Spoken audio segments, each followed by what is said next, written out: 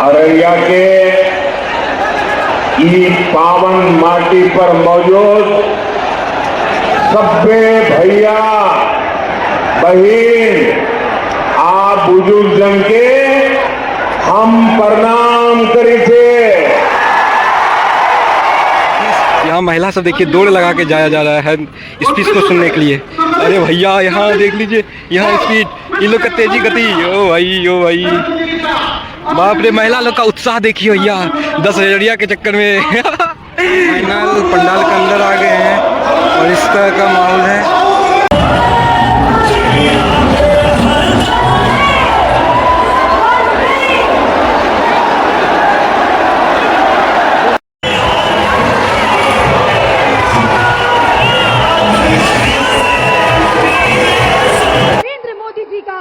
प्रधानमंत्री जी, आपसे निवेदन है कि अपने ओजस्वी विचारों से अभिसिंचित करने की कृपा करें।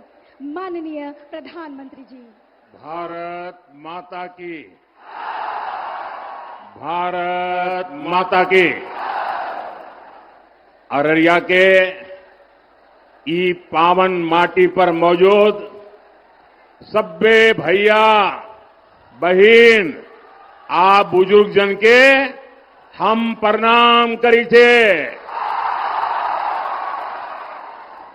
आय हम अहा सबके बीच प्रधान बन के नए अहा सबक बेटा भाई आप परिवार के सदस्य बन के आयल छे।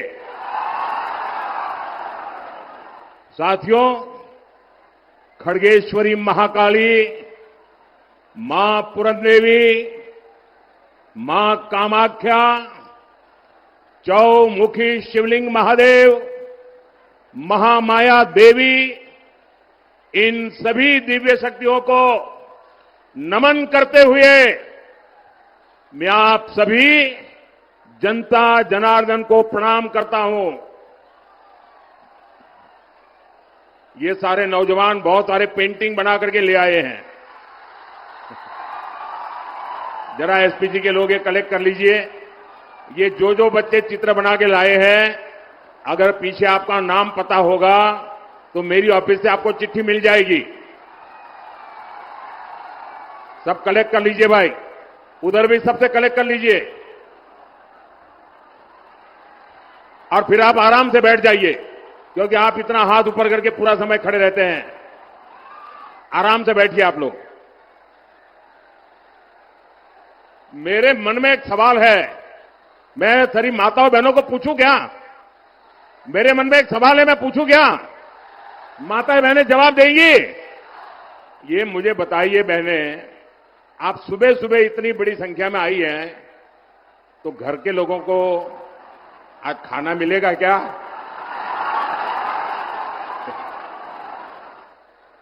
या तो आप सुबह 4 बजे उठ के खाना पकाया होगा, लेकिन आप क्या, ये प्यार, आपके आशीर्वाद, शायद ऐसा सौभाग्य बहुत कम लोगों को मिलता होगा। मैं माताओं बहनों आपको फिर से प्रणाम करता हूं। मैं देख रहा हूं कि इतना बड़ा पंडाल बनाया है। ये तो मैं एक तो आप लोगों की हिम्मत को दाद देता हूं। कोई इतना बड़ा पंडाल बनाने की हिम्मत नहीं करता, सोचता है लोग आएंगे कि नहीं आएंगे। आपने इतना बड़ा पंडाल भर दिया, लेकिन मैं देख रहा हूं जितने लोग पंडाल में हैं उससे ज्यादा बाहर है। और जब मैं हेलीकॉप्टर से देख रहा था, बहुत बड़ी मात्रा में लोग पैदल चल करके आ रहे थे। वो तो शायद अभी पहुंचे भी नहीं होंगे।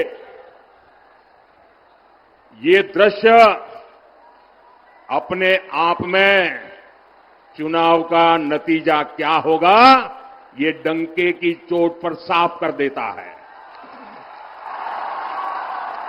साथियों, आज बिहार को विकसित बनाने के लिए पहले चरण का वोट पड़ रहा है।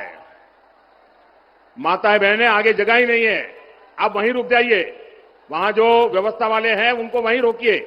मुझे क्षमा करना, जगह नहीं है, आप शायद मुझे देख नहीं पाते होंगे, मैं इसके लिए आपकी क्षमा मांगता हूं, लेकिन आप जहां हैं वहीं रुकिए। आज पहले चरण का वोटिंग शुरू हो चुका है। सोशल मीडिया पर बिहार के अलग अलग कोने से शानदार तस्वीरें आ रही हैं। मतदान केंद्रों पर सुबह से ही लंबी लाइनें लगी हुई है। बिहार की माताएं, बहनें, बेटियां बड़ी संख्या में बाहर निकल रही है वोट के लिए। बिहार के नौजवानों में भी अभूतपूर्व उत्साह है। मैं सभी मतदाताओं का अभिनंदन करता हूं। मेरा विनम्र आग्रह है, जिन साथियों ने अभी तक मतदान नहीं किया है, जो अभी तक अपने घर से निकले नहीं हैं, वे जल्द से जल्द वोट देने के लिए निकले। साथियों, आज पूरे बिहार से एक ही आवाज आ रही है, एक ही आवाज आ रही है। फिर एक बार एनडीए सरकार, फिर एक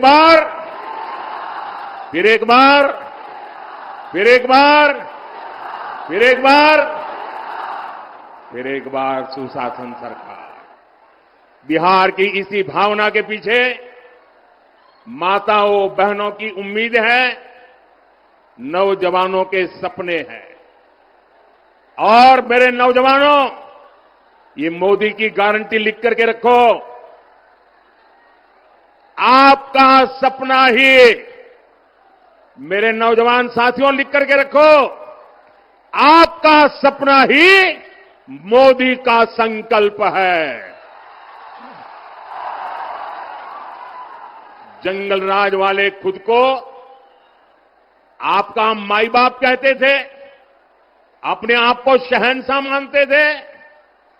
ये तो मोदी है, मेरा माई बाप आप जनता जनार्दन है, आप ही मेरे मालिक है, आप ही मेरा रिमोट कंट्रोल है। 140 करोड़ देशवासी, यही मेरा परिवार है, यही मेरे मालिक है। मेरा परिश्रम, दिन रात खपने की मेरी कोशिश सिर्फ और सिर्फ आपके बच्चों के बेहतर भविष्य के लिए ही है। साथियों, आज मैं आपको आपके वोट की ताकत क्या होती है, कभी कभी हमको लगता है ना, हाँ मैं वोट देके आया, ऐसा नहीं है। आपके वोट की बहुत बड़ी ताकत होती है। मैं आज आपको आपके वोट की ताकत बताना चाहता हूं। बताऊं आपके वोट की ताकत क्या है? बताऊं। देखिए, आपके दादा दादी, नाना नानी ने, इनके एक वोट ने बिहार को सामाजिक न्याय की भूमि बनाया था। लेकिन फिर 90 का दशक आया और बिहार पर आरजेडी के जंगल राज ने हमला कर दिया। और जंगल राज मतलब कट्टा, क्रूरता, कटुता, कुसंस्कार, करप्शन और कुशासन, ये जंगल राज की पहचान बन गए। और ये बिहार का दुर्भाग्य बन गया। आपके माता पिता के सपने कुचल दिए गए। साथियों, आज जब मेरे सामने माताएं बहनें को देख रहा हूं, नौजवानों का उत्साह और उमंग देख रहा हूं, इतने नौजवान आए, आज मैं उन्हें एक आंकड़ा देता हूं। आप इस आंकड़े को याद रखोगे? जरा पूरी ताकत से जवाब दो भाई। ये आंकड़ा याद रखोगे? आप सब याद रखोगे? ये आंकड़ा है 0 याद रखोगे? 0 शून्य, ये आंकड़ा याद रखोगे? कौन सा आंकड़ा? जरा जोर से बोलिए, कौन सा आंकड़ा?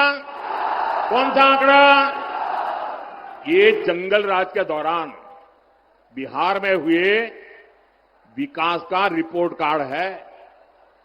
मेरे नौजवान साथियों, बिहार में जंगल राज की सरकार 1990 से लेकर 2005 तक 15 साल ये जंगल राज ने बिहार को तबाह कर दिया।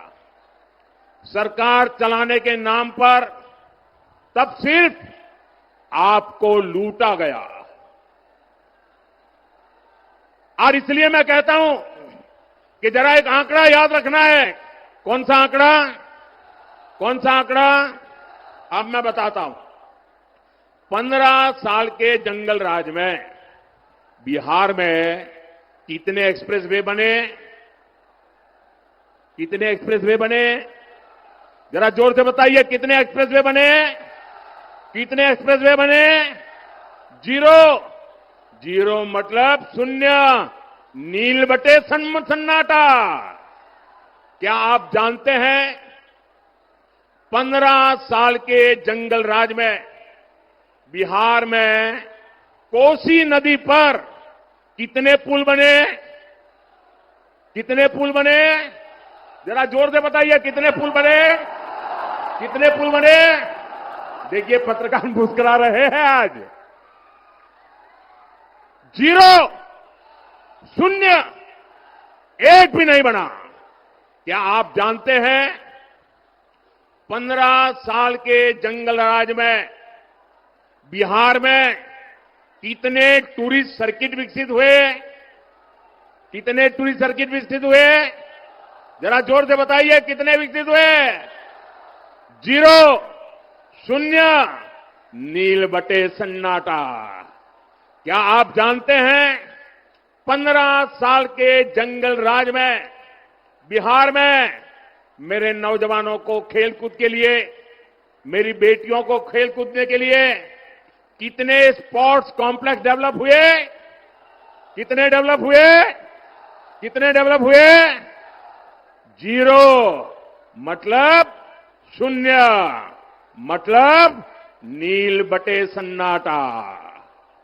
क्या आप जानते हैं 15 साल के जंगल राज में बिहार में कितने मेडिकल कॉलेज बने? जंगल राज में कितने मेडिकल कॉलेज बने? जरा जोर से बताइए, कितने मेडिकल कॉलेज बने? जीरो, शून्य। साथियों, जंगल राज के उन 15 सालों में न बिहार में एक भी आईआईटी आई, ना ही आईआईएम आया, ना ही एक भी नेशनल लॉ यूनिवर्सिटी की स्थापना यहां हुई। पूरी एक पीढ़ी का नौजवान देखिए, पूरी एक पीढ़ी का भविष्य आरजेडी के नेता खा गए दोस्तों। साथियों, एनडीए की सरकार में नीतीश जी ने बहुत मेहनत से बिहार को जंगल राज से बाहर निकाला है।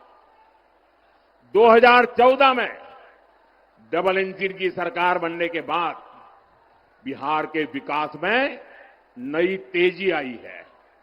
पटना में आईआईटी खुली है, बोधगया में आईआईएम खुला है, पटना में एम्स खुला है, दरभंगा एम्स का काम तेज गति से चल रहा है। अब बिहार में नेशनल लॉ यूनिवर्सिटी भी है, भागलपुर में ट्रिपल आईटी भी है। बिहार में एक नहीं, दो नहीं, बल्कि 4 सेंट्रल यूनिवर्सिटी भी स्थापित की गई है। साथियों, एनडीए सरकार में गंगा पर 4 बड़े पुल बनाए गए हैं।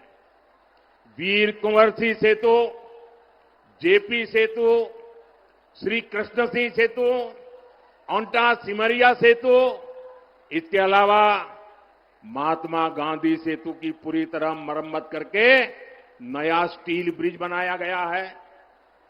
इसके अलावा गंगा जी पर 8 नए पुलों को बनाने का काम तेजी से चल रहा है। कोसी नदी पर भी 3 पुल नए बनाए गए हैं और 3 नए पुल बनाने पर काम चल रहा है। हमारी सरकार ने बिहार के लिए 7 एक्सप्रेसवे मंजूर किए हैं, जिनमें से एक का काम तो पूरा भी हो गया है। साथियों, यहां सीमांचल में भी आधुनिक इंफ्रास्ट्रक्चर का निर्माण किया जा रहा है। फारबिसगंज और दरभंगा के बीच रेल कनेक्टिविटी के लिए 90 साल इंतजार करना पड़ा। 90 साल, 3 पीढ़ी को इंतजार करना पड़ा। अब कई सालों बाद फारबिसगंज और सहरसा भी आपस में कनेक्ट हो गए हैं। गोरखपुर सिलीगुड़ी एक्सप्रेसवे से तो इस क्षेत्र की तस्वीर बदलने वाली है। ये सारा उदाहरण बताते हैं कि बिहार का विकास अगर कोई कर सकता है तो एनडीए कर सकता है। भाजपा के साथ पूरी एनडीए की टीम मिलकर के कर सकती है। साथियों, और इसलिए हमें अपने नौजवानों को, अपनी बेटियों को, अपने नागरिकों को बेहतर जीवन देना है। इसलिए एनडीए सरकार हर गरीब को पक्का घर दे रही है, हर जरूरतमंद को मुफ्त अनाज, मुफ्त इलाज दे रही है, नल दे रही है, नल से जल दे रही है। मुद्रा योजना के तहत आप यहां जगह कम है, प्लीज आप लोग वहीं रुकिए, यहां जगह कम है। साथियों, आप वहीं रुकिए, आगे मत आइए। मैं आपका उत्साह देख रहा हूं, आपका जोश देख रहा हूं, आपका ये प्यार मेरे सर आंखों पर, आपका ये प्यार मेरे सर आंखों पर। साथियों, मुद्रा योजना के तहत स्वरोजगार के लिए बिना बैंक गारंटी युवाओं को मदद दी जा रही है। बिहार के हमारे नौजवानों को मुद्रा लोन के करीब 3 लाख करोड़ रुपए मिले हैं। लेकिन साथियों, हमारे इन प्रयासों के सामने एक बहुत बड़ी चुनौती खड़ी है, और वो चुनौती है घुसपैठियों की। एनडीए सरकार पूरी मक्कमता से और पूरी ईमानदारी से जो घुसपैठिए हैं, एक एक की पहचान कर रही है और घुसपैठियों को देश से बाहर निकालने में जुटी है। लेकिन ये आरजेडी वाले, ये कांग्रेस वाले, ये लोग घुसपैठियों को बचाने में जुटे हैं। ये घुसपैठियों को बचाने के लिए भांति भांति के झूठ फैलाते हैं, गबगोले फेंकते रहते हैं, लोगों को गुमराह करने के लिए राजनीतिक यात्राएं निकालते हैं। साथियों, आप मुझे बताइए, आप मुझे जवाब देंगे नौजवानों? आप मुझे जवाब देंगे? मैं पूछूं, आप मुझे बताइए, ये घुसपैठियों को बिहार से बाहर करना चाहिए कि नहीं करना चाहिए? घुसपैठियों को निकालना चाहिए कि नहीं निकालना चाहिए? जो जहां से आए वहां भेजना चाहिए कि नहीं भेजना चाहिए? साथियों, आरजेडी कांग्रेस को अगर गलती से भी जहां जहां उनको मौका मिला है, जब जब मौका मिला है, ये घुसपैठियों को पिछले दरवाजे से भारत का नागरिक बनाने में लगे रहे। और वो सिर्फ आकर के किसी के घर में ठहर जाते ऐसा नहीं है। एक घुसपैठिए आपके खेतों पर कब्जा करते हैं, दुकानों उद्योगों में घुसपैठियों को ही काम मिलना हो जाता है। आपके बच्चों को उनको काम का जो हक है, वो हक ये घुसपैठिए छीन लेते हैं, उनको मिलना शुरू हो जाता है। और इसलिए मेरे नौजवानों, मेरी माताओं बहनों, मेरे मुल्क के मालिकों, मुझे बताइए, ये घुसपैठिए जाने चाहिए कि नहीं जाने चाहिए? ये घुसपैठियों को हटाना चाहिए कि नहीं हटाना चाहिए? साथियों, घुसपैठियों का ठीक से हिसाब हो। आप मुझे बताइए, ये घुसपैठियों का हिसाब कौन कर सकता है? जरा बताइए, घुसपैठियों को कौन निकाल सकता है? ये घुसपैठियों को कौन निकाल सकता है? ये घुसपैठियों को कौन निकाल सकता है? ये घुसपैठियों को कौन निकाल सकता है? मोदी नहीं, आपका एक वोट निकाल सकता है। आपका वोट, आपके वोट की ताकत है, वो घुसपैठियों को निकाल करके रहेगी। और इसके लिए एनडीए की डबल इंजन सरकार बहुत जरूरी है। साथियों, कांग्रेस हो, आरजेडी हो, इन्हें देश की सुरक्षा से कोई मतलब नहीं है। इन्हें देश की आस्था से भी कोई मतलब नहीं है। इसलिए सब लोग हमारी आस्था, हमारी संस्कृति का भी अपमान करते हैं।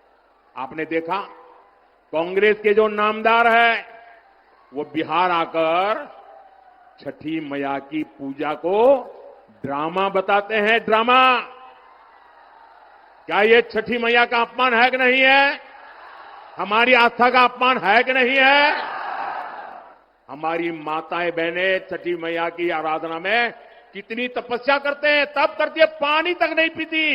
ये उसको नौटंकी कहते हैं। और आरजेडी वाले नामदार, ऐसी जब आती है तो उनके मुंह पर ताला लग जाता है। यही नामदार उछल उछल करके, टीवी वालों को बुला बुला करके, जब महाकुंभ चल रहा था तो महाकुंभ के स्नान की मजाक उड़ाते थे। साथियों, ये राम मंदिर का विरोध करते थकते ही नहीं है। प्रभु राम पर इनका विश्वास नहीं है। और ये कोई ढकी छुपी बात नहीं है, पूरा देश जानता है। इनकी आशा नहीं थी तो ये प्राण प्रतिष्ठा में नहीं गए। आए दिन इस पवित्र परंपरा का भी मजाक उड़ाते रहते हैं। चलो भाई, ये घुसपैठियों के दबाव में, वोट बैंक की राजनीति में उनकी कोई मजबूरी है, समझ गए। प्रभु राम से उनकी नफरत होगी, हो सकता है। लेकिन जरा मैं एक और सवाल पूछता हूं, मेरे इस सवाल को जरा गंभीरता से सुनिए। आपको मालूम है ना, जहां भगवान राम का मंदिर बना है ना, वहीं पर निषाद राज जी का भी मंदिर बना है। वहीं पर महर्षि वाल्मीकि जी का भी मंदिर बना है। वहीं पर माता शबरी जी का भी मंदिर बना है। ये जरा कांग्रेस आरजेडी वालों को मैं पूछना चाहता हूं कि भाई, तुम्हें राम से गुस्सा है, अरे राम जी के पास मत जाना। अरे वहां निषाद राज है, जरा वहां तो मत्था टेक के आ जाओ। वहां वाल्मीकि जी है, अरे वहां तो मत्था टेक के आ जाओ। वहां माता शबरी है, अरे वहां तो चरण छू के आ जाओ। इनको निषाद राज से, महर्षि वाल्मीकि जी से, माता शबरी से भी ऐतराज है। इससे पता चलता है कि ये लोग दलितों, पिछड़ों से कितनी नफरत करते हैं। साथियों, एनडीए का एक ही संकल्प है, सबको पढ़ाई, सबको दवाई, सबकी कमाई, सबकी सुनवाई, और जहां पानी नहीं है खेतों में, वहां सिंचाई। एनडीए सरकार में इसी मंत्र पर चलते हुए हम कोसी और मेची नदी को जोड़ रहे हैं। हजारों करोड़ रुपए की योजना बनाई गई है।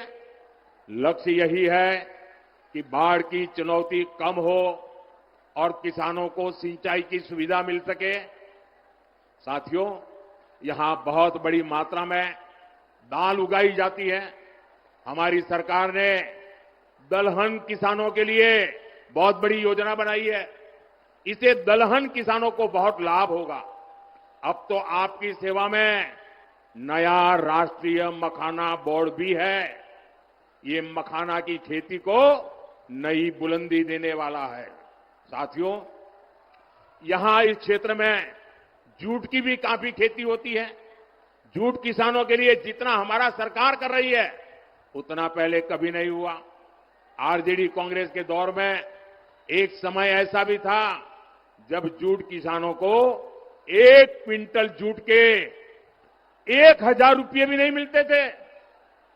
ये एनडीए सरकार है जिसने आपके हितों का ध्यान हमेशा रखा। आज 1 क्विंटल जूट एमएसपी 5,600 रुपये से ज्यादा हो गया चुका है। 5,600 उस समय 1,000 भी नहीं होता था।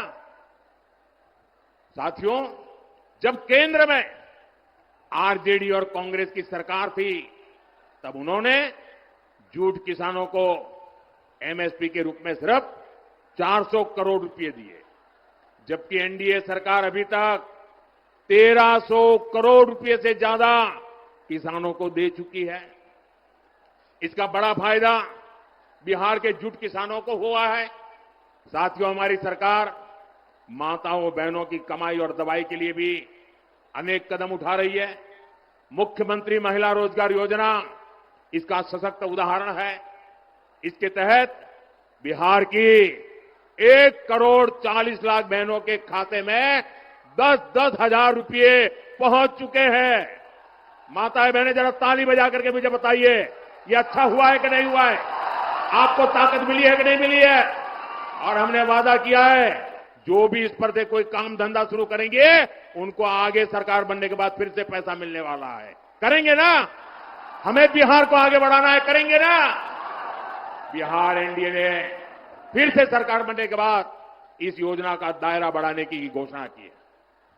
साथियों, मुझे परसों ही बिहार की बहनों से फोन कॉल पर बातचीत करने का अवसर मिला और मुझे बताया गया लाखों बहनें मेरे साथ उस समय जुड़ी थी और घंटे भर में बात करता रहा।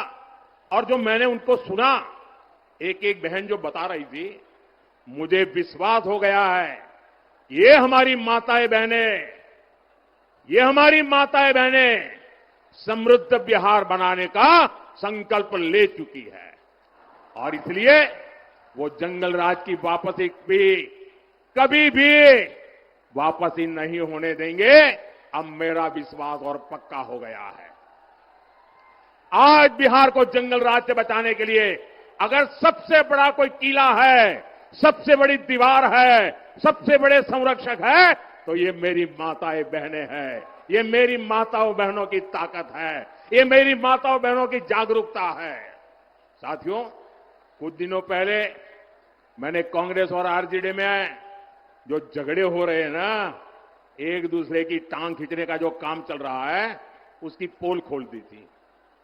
ये पोल खुलने के बाद कांग्रेस आरजेडी के बीच झगड़ा और भी बढ़ गया है। अभी हमने देखा, कांग्रेस ने तो अब उप मुख्यमंत्री पद के उम्मीदवार को ही आरजेडी के खिलाफ मोर्चे पर उतार दिया है। वो मीडिया को इंटरव्यू दे रहे हैं और इंटरव्यू में क्या कह रहे हैं? वो इंटरव्यू में आरजेडी के जंगल राज की ही कलई खोल रहे हैं। वो कह रहे हैं कि जंगल राज में दलितों, महादलितों और अति पिछड़ों के साथ सबसे अधिक जुल्म हुआ है। साथियों, अभी तो ये शुरुआत है। चुनाव परिणाम आने दीजिए, ये कांग्रेस आरजेडी के लोग एक दूसरे के बाल नोचने वाले हैं, एक दूसरे के। साथियों, अररिया में 11 नवंबर को मतदान है। आपको मेरा एक काम करना है, करेंगे? मेरा एक काम करेंगे? पक्का करेंगे? अभी आपके पास 3-4 दिन बचे हैं। घर घर जाकर के बताना कि अपने मोदी जी आए थे। बताएंगे? बताएंगे? और कहना कि मोदी जी ने आपको प्रणाम भेजा है। मेरा प्रणाम पहुंचा देंगे, हर घर में पहुंचा देंगे। दूसरा भी एक काम करना है, छठ महापर्व के लिए जो लोग बाहर रहते वो गांव में वापस आए हैं, उनको कहना कि मोदी जी ने कहा है कि अगर आपका यहां वोट है तो जाने की जल्दी मत करना, वोट देकर के ही जाना। करेंगे? साथियों, आपके उत्साह से पक्का है, इस बार एनडीए की रिकॉर्ड विजय होने वाली है। भाजपा एनडीए के हर कार्यकर्ता को पूरी ताकत से हर बूथ पर विजयी होना है। एक भी बूथ ऐसा ना हो कि जहां हम एक वोट से भी पीछे नहीं होने चाहिए। और भाइयों बहनों, जब चुनाव का नतीजा आ जाएगा तो दही चूड़ा और मखाना की खीर के साथ हमें एनडीए की रिकॉर्ड विजय का उत्सव मनाना है। साथियों, आप इतनी विशाल संख्या में यहां आए, हमारे इन साथियों को आशीर्वाद दिया। मैं सभी उम्मीदवारों से प्रार्थना करता हूं कि जरा आप यहां आ जाइए। हाँ, बस वहीं खड़े रह जाइए। हाँ, सबके सब मैं आप सबको मिलकर के आपको शुभकामनाएं देना चाहता हूं। आप सब भारत मां की जय बोल करके इनको आशीर्वाद दीजिए। भारत माता की, भारत माता की, भारत माता की, भारत माता की। बहुत बहुत धन्यवाद।